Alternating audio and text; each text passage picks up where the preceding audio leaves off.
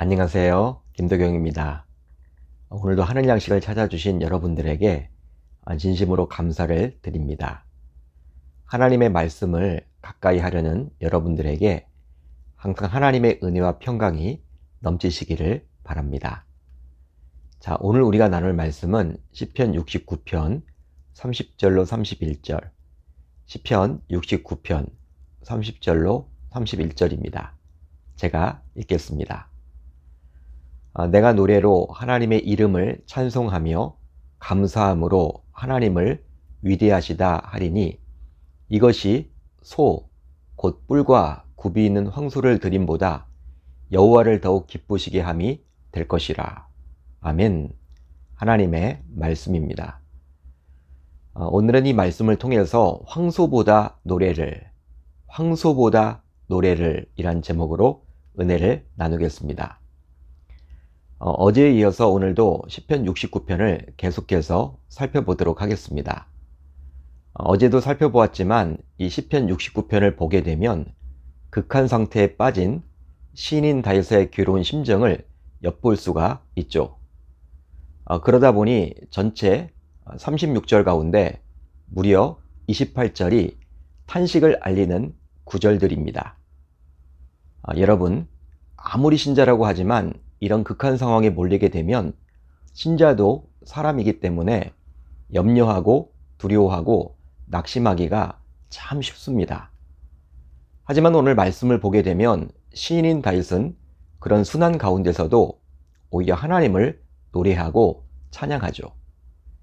자, 오늘 말씀 30절을 볼까요? 내가 노래로 하나님의 이름을 찬송하며 감사함으로 하나님을 위대하시다 하리니. 아멘. 그렇습니다. 당시 시인인 다윗은 하루하루 살아내기가 정말 힘든 상황이었음에도 불구하고 하나님을 노래하고 있습니다. 보통의 경우 사람들은 아니 신자들조차도 찬양은 생의 문제가 원만히 해결되었거나 순풍에 돛을 단 것 같이 모든 것이 마음대로 되어가는 행복한 순간에만 할 수 있다고 여기죠. 일반적으로 그것이 상식이요 당연하다고 여깁니다.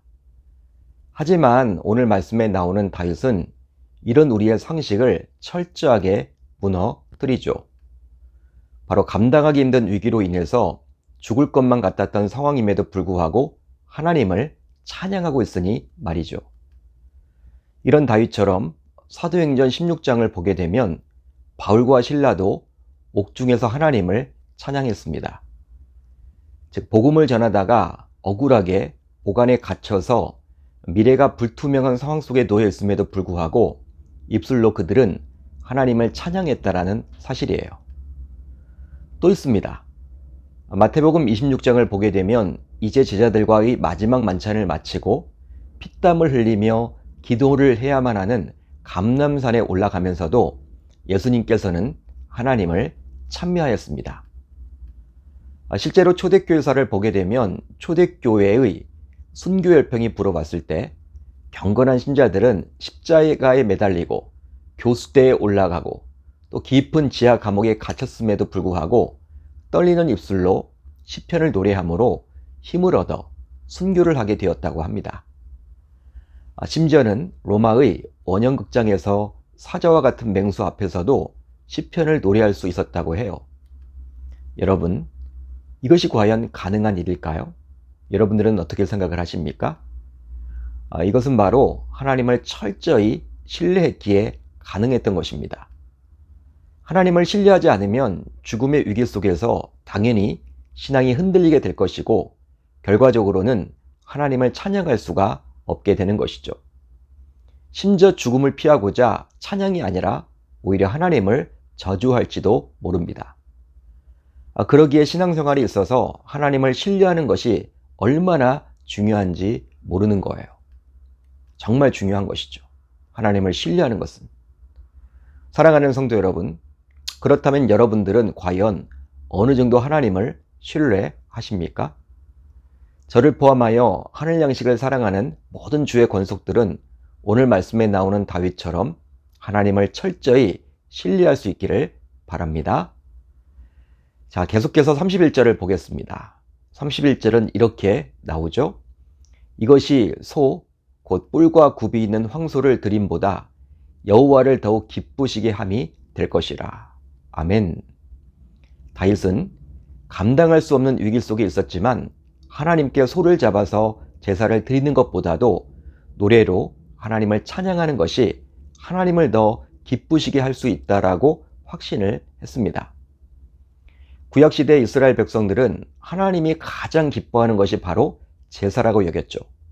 그것도 황소를 제물로 삼아서 드리는 제사는 하나님이 가장 기뻐하시는 것이라고 백성들은 생각을 했습니다. 바로 제사를 드림으로 하나님과 죄로 단절되었던 관계가 다시금 회복될 수 있다라고 여겼기 때문이었죠. 그런데 다윗은 이런 이스라엘 백성들과는 달리 황소를 드림보다 본인이 입술로 여호와를 찬양하는 것이 여호와를 더 기쁘게 할 수 있다라고 고백을 합니다. 즉 다윗은 어떤 종교적이고 형식적인 제사보다도 하나님께서는 상한 심령에서 우러나오는 감사의 고백과 찬양을 더 기뻐 받으신다라는 그 사실을 알았던 것이죠. 그러기에 다윗은 자신의 충성스러운 부하였던 우리아의 아내였던 밧세바를 범한 큰 죄를 저질렀음에도 불구하고 우선 조용서를 받기 위한 속죄제를 드리기보다는 오히려 다음과 같이 철저히 하나님께 회개를 하며 고백을 했습니다.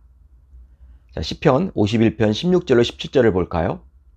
주께서는 제사를 기뻐하지 아니하시나니 그렇지 아니하면 내가 드렸을 것이라. 주는 번제를 기뻐하지 아니하시나이다. 하나님께서 구하시는 제사는 상한 심령이라. 하나님이여 상하고 통회하는 마음을 주께서 멸시하지 아니하시리이다. 본래 하나님께서는 레위 율법을 통해서 5대 제사법 가운데 하나로 속죄제를 자신의 백성들에게 주셨습니다. 즉 백성들이 죄를 짓게 되었을 때 율법의 가르침대로 속죄제를 드림으로 죄를 용서받을 수 있도록 하셨죠. 그런데 속죄제의 제물은 숫송아지였습니다. 그런데요, 시간이 지나면서 문제가 발생하게 되었어요. 바로 어느 순간부터 백성들이 죄를 짓게 되었을 때 마음의 회개함 없이 그냥 속죄제를 드리고 죄를 용서받았다며 유한을 받기 시작했다라는 사실입니다. 즉 하나님께서 자신의 백성들에게 속죄제를 주신 근본적인 의도, 그 의미를 잊은 채 속죄제를 드렸으니까 죄를 용서받았다며 또 죄를 짓는 행위를 반복하는 백성들이 자꾸 생겨나게 되었습니다.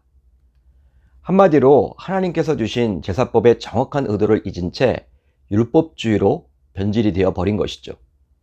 그런데 오늘 말씀을 보시면 다윗은 이런 율법주의를 경계하고 있습니다.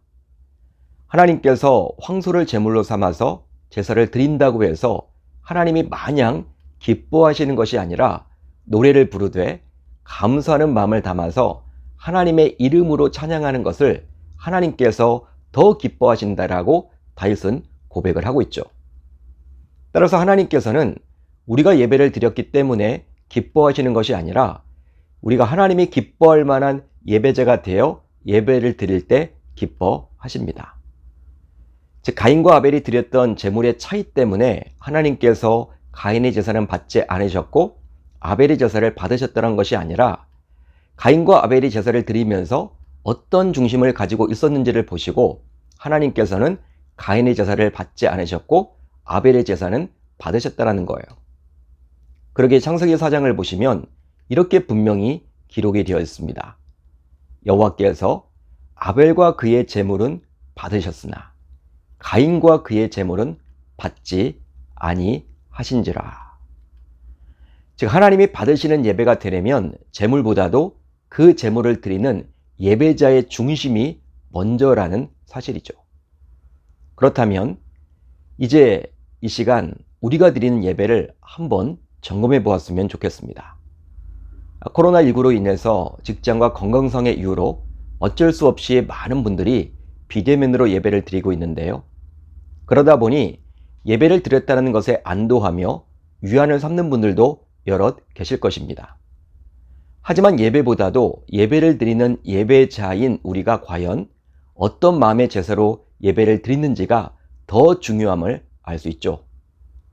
혹시 여러분들은 그냥 주일이기 때문에 예배를 드리고 있지는 않습니까?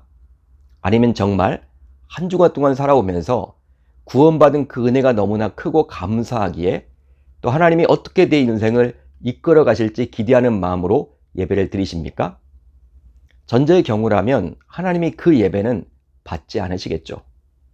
따라서 우리는 호세아서에 나오는 다음의 말씀을 반드시 기억해야만 하겠습니다. 나는 인애를 원하고 제사를 원하지 아니하며 번제보다 하나님을 아는 것을 원하노라. 그러기에 저와 여러분들 모두 오늘 말씀에 나온 다윗처럼 어떤 상황과 형편 속에서도 하나님을 노래할 수 있어야 할 줄로 믿습니다. 자, 이제 우리 공동체가 함께 나눌 기도 제목인데요.